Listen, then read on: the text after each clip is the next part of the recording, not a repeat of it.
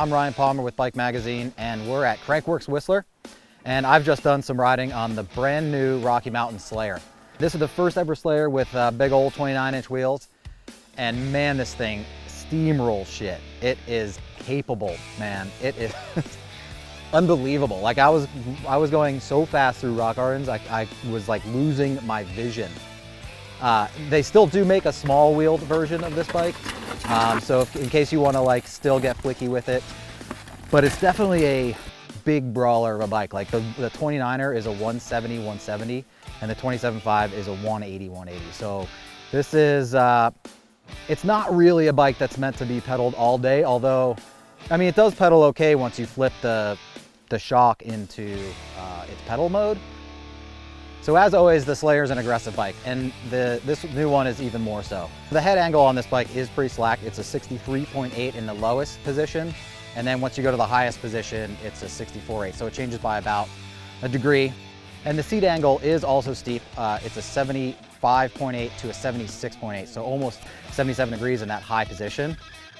And it does make the bike sit comfortably. Like, it pedals up stuff fine, but it's definitely not like an all-day pedal machine, right? Like this bike is meant to go downhill fast. And the 29er version is extra plowy. Like it definitely wants to stay on the ground. It wants to just mob over stuff. It doesn't have quite the same like playful type of handling as you would expect out of a small wheel bike, but man, it's confidence inspiring. And we overuse the shit out of that, but it's true on this bike. Like it makes you just want to let go of the brakes and roll absolutely anything. Partly what makes it so like stable is that it has pretty long chain stays, 440-ish. So like 441 to 443, depending on what travel or what geometry setting you're in rather. So they are pretty long, and it does make the rear wheel hang out there, but it makes the thing really carby, really stable under high speeds. As far as reach is concerned, it's not like too out there. It's a 475 mil reach for the size large, which is kind of average for a lot of today's sort of modern geometry bikes.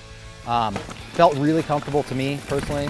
It also uses a short offset fork, so you pair that with the relatively slack head angle and you get like a pretty slow steering, definitely meant to be going downhill style bike. Like it wants to wander a little bit up the climbs. It'll make it, but it's not, that's not what it's really down for. The Slayer is meant to slay.